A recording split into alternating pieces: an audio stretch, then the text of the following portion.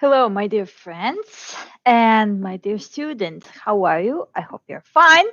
Well, this is the first time after a long time that I decided to make this live stream.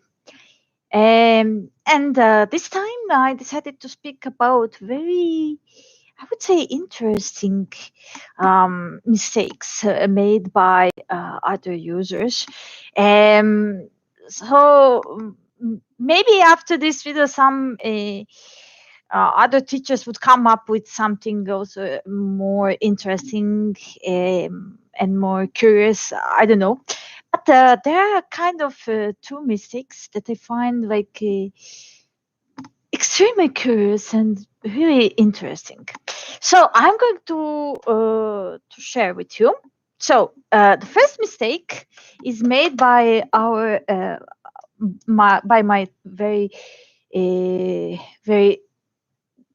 good and very smart uh, student and friend from Turkey called Mehmet. And I wanted to teach him how to say some months in English. And so in we came to this month, December. December. I wrote here the correct pronunciation, December, just in case if he decides to watch this, right? Um, but anyway, instead of December, he used practically the Serbian rule, like speak like you write, and the opposite. And instead of December, this guy told December. And it's curious also because in Serbian we have like a similar word. We have December, bar, and he said December. I found it really cute and really interesting. And that's why sometimes I tease him and I tell him, okay, like my favorite Serb, even though I know he's a Turk. But yeah, it's kind of joke. Anyway, the second mistake is, uh, for example, yeah.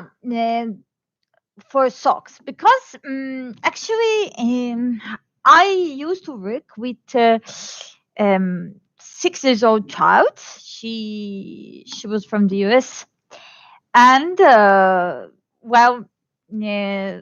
tried to teach her how to say some kind of quotes in Serbian.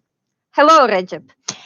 So I tried to teach her how to say some quotes in Serbian, and what's interesting here is that she completely mixed Serbian word and Turkish grammar. So how is it possible? Look, because in Serbian we say charapa, that's one sock, charapa, and plural should be charape, charape.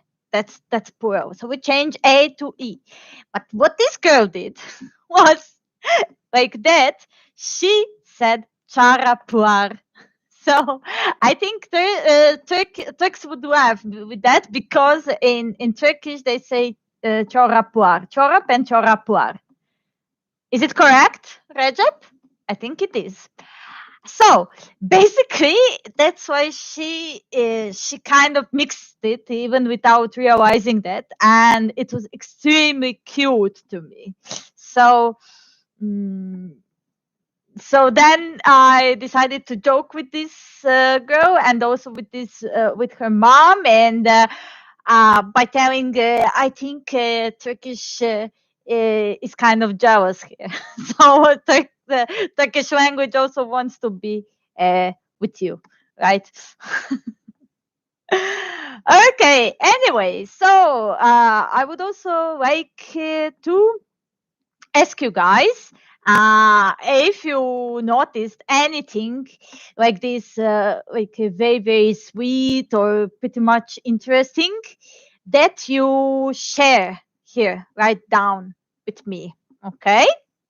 So now what else I want to share with you are also some false friends between some languages. Okay, mostly that will be between Turkish, Serbian, and also like let's say Spanish and Serbian and so on. So let me then also delete this so that I can share something interesting with you. Anyway, for example, let's start with Turkish and Serbian.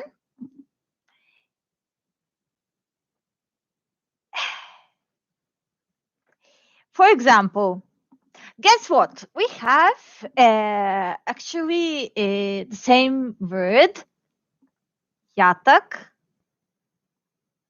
and yatak, but yatak in Serbian is not bad like in Turkish. Yatak in Serbian means the place where we used to hide some soldiers because there was a war, that was a period of war and many like bad memories. So basically they were like mostly like houses and I think mostly with one room or something like this. And because of lack of the knowledge, of the Turkish knowledge, we decided also to call it yatak, okay? A place for hiding. The army. Okay, so that would be the first word. Second false friend also that we have is unfortunately Kara. Okay. Kara. Now, Kara, we know what in Turkish means. So Kara means black, right?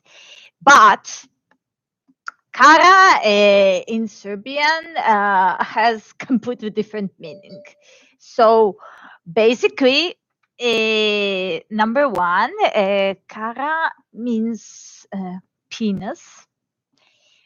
I'm so sorry, but yes, that's really true, penis. So that's why I really hate when Turks call me like Caracas or whatever. I know that they mean like a brunette or some girl with dark skin, but I hate when I hear this and like I feel like my brain wants like to to go like this, boom, boom, boom. Yeah, really, I can't stand it. So please, Turks, never again. I beg you, don't say me Caracas, please. Okay, that's number one. Number two is punishment. But it's a very, very old fashioned. That's very old fashioned. So nobody says this as in a second meaning, kara as a punishment. Okay. And therefore we have, we created also the verb karati, which could be or to give a punishment or to fuck, sikmak. Yeah. Anyway, so okay. Now I will give you some kind of false friends between Serbian and Spanish. Okay. So now Spanish and Serbian. For example, if you say puta,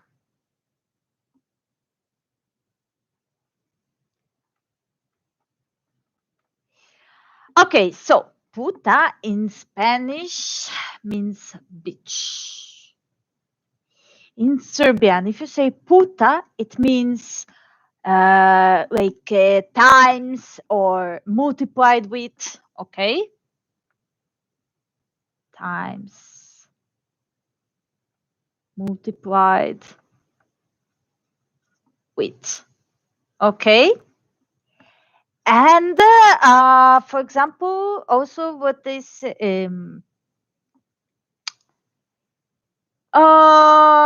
okay, and for example, in between Russian and Serbian, that could also be nice and interesting to figure it out. Russian and Serbian.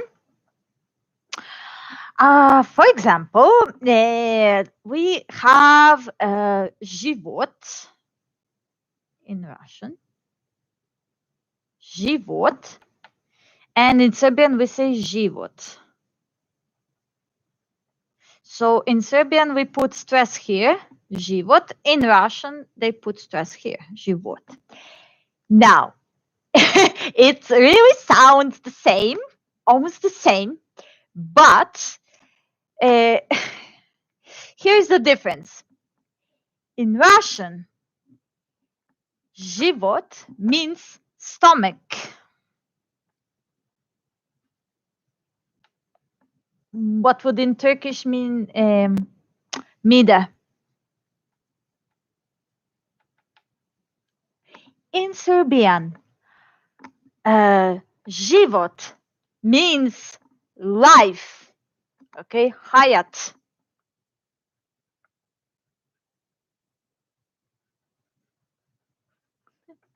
Yes. So I think this is extremely interesting and extremely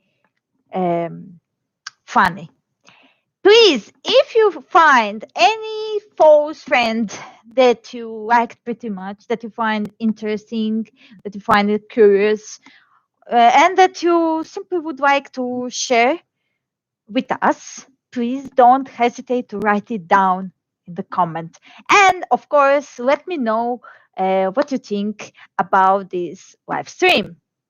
So I wish you have a nice evening and see you in the next time. Like Turks would say, Inshallah. If God allows. Ako Bog da. Right? Okay, so take care and see you. Bye bye.